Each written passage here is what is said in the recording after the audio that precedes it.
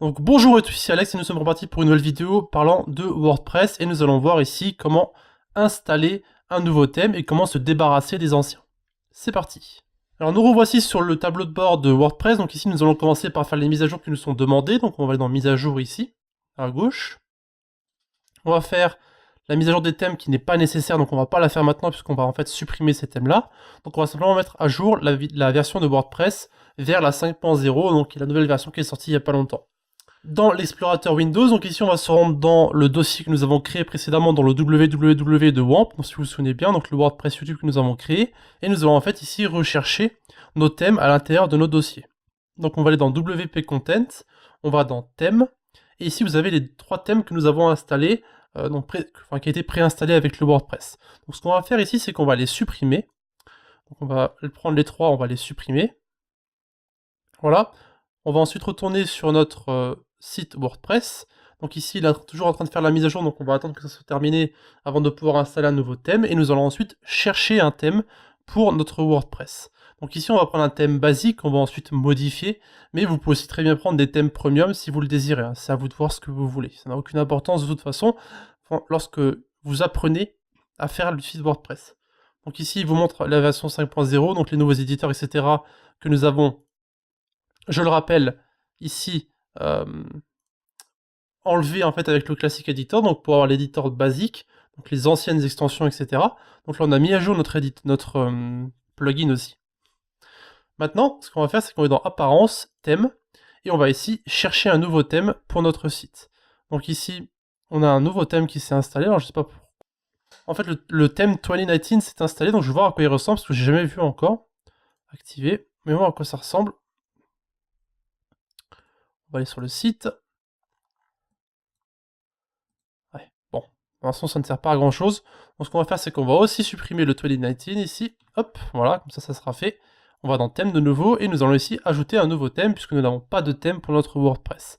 Donc là, ce qu'on va faire, c'est qu'on va chercher le thème que l'on va télécharger et installer. Donc ici, on va dans filtre de fonctionnalité. Donc là, ça dépend ce que vous voulez créer pour votre site. Nous, ce qu'on veut, c'est un blog, donc on va faire quelque chose de simple. On veut aussi avoir quelques petites choses ici dans les fonctionnalités. Donc par exemple, on veut pouvoir personnaliser l'entête, on veut pouvoir avoir un logo personnalisé, et plein d'autres choses comme ça. Donc format d'article, optimisé pour l'accessibilité, etc. Et on veut aussi un arrangement très spécial avec une colonne latérale à droite. Voilà, on applique nos filtres, on voit ce qui en sort, et on va ensuite choisir notre thème en fonction de ça. Donc ici, vous pouvez voir qu'on a plein de thèmes différents. Enfin, on en a 19 du coup. On a 19 thèmes différents qui fonctionnent par rapport à ce que nous voulons. Donc on peut simplement voir à quoi ils ressemblent. Donc ici, vous pouvez voir à droite, sur nous dans une autre page, vous pouvez voir à quoi va ressembler le site lorsqu'on aura terminé de mettre toutes les choses différentes. Donc pour l'instant, ça ne ressemble pas à grand chose. Donc là, vous pouvez voir que ça ressemble à ça. Donc vous pouvez voir que c'est OK. On va voir ça maintenant, on va voir à quoi ça ressemble.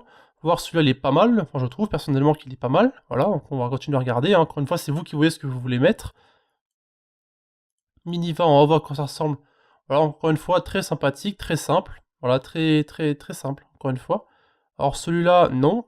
Celui-là, non. Celui-là non plus. Carbon Light, voir à quoi il ressemble. Celui-là, non. Celui-là ne m'intéresse pas. Reykjavik. Celui-là est pas mal. Ok. De toute façon, tout ce qu'on veut, c'est voir à peu près à quoi ça ressemble, puisque de toute façon, on va voir comment le modifier avec un autre plugin qu'on va ensuite installer par la suite. Donc ce qu'on va faire, c'est qu'on va simplement prendre quelque chose de très simple. On va prendre celui-là, parce que je l'aime bien.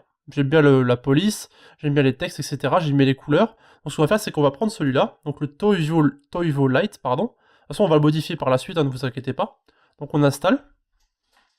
Et on va attendre que l'installation se finisse. Et ensuite, on va simplement activer le thème. Et vous allez voir comment le personnaliser très rapidement avec les fonctionnalités qu'on va avoir à portée de main. Bien sûr, comme dit, on va utiliser un plugin pour tout modifier. Donc, prenez le thème que vous voulez, ça n'a aucune importance, honnêtement. Voilà. Donc on active le thème. Maintenant le thème est activé, on peut aller sur notre site. Vous pouvez voir qu'on a notre page d'exemple avec nos différents contenus, notre petite page, la page d'exemple ici. Voilà, donc on voit à peu près à quoi ça ressemble. Maintenant, ce qu'on peut faire, c'est retourner sur la page d'accueil et appuyer sur personnaliser. Ici, on va pouvoir en fait personnaliser les choses que le thème nous donne. Donc paramètres du thème, réglage de l'arrière-plan, mise en page, etc. Donc ici, on peut voir deux colonnes, donc contenu plus la colonne latérale de droite que nous voulions. Donc ici, on peut faire plus ou moins ce qu'on veut, un réglage de l'arrière-plan. Ici, on peut mettre la couleur du background, donc de la photo qui est derrière, l'opacité, etc. Réglage du pied de page, ça c'est le footer qui est tout en bas, voilà. Donc là vous pouvez mettre ce que vous voulez, ça on pourra l'enlever par la suite si vous voulez pas l'avoir. Bref, tout ça on pourra le modifier par la suite par nous-mêmes avec d'autres plugins. Mais si vous voulez modifier un plugin, un thème de base, il faut aller via les personnalisations qu'on vient de voir ici. Donc vous pouvez directement y accéder en cliquant en haut ici, ou alors vous pouvez directement aller dans votre thème ici et vous avez apparence personnalisée. Voilà. Ensuite vous avez plein de choses que vous pouvez modifier. Vous pouvez modifier l'entête de votre site, vous pouvez modifier les menus. Les widgets ce sont des fonctionnalités à part qu'on va pouvoir ajouter au site, donc des trucs HTML, des codes, etc. Et là, donc le fameux personnalisé que nous venons de voir pour personnaliser justement notre site comme nous le voulons. Donc ici, image d'en-tête, vous pouvez la modifier. Image d'arrière-plan, vous pouvez la modifier. Pour l'instant, il n'y en a pas, évidemment. Vous avez les menus que vous pouvez ajouter, etc. Le widget, donc les fameux widgets qu'on a vus avant. Voilà, donc il y a des pages pour les ajouter. Et le réglage de la page d'accueil. Bref, vous pouvez modifier beaucoup de choses. Bien sûr, ici nous sommes très réduits au niveau des pages, c'est pour ça que nous allons utiliser un autre plugin pour mettre nos différentes pages, etc. Voilà. Donc on va utiliser en fait ce qu'on appelle un page builder. Voilà.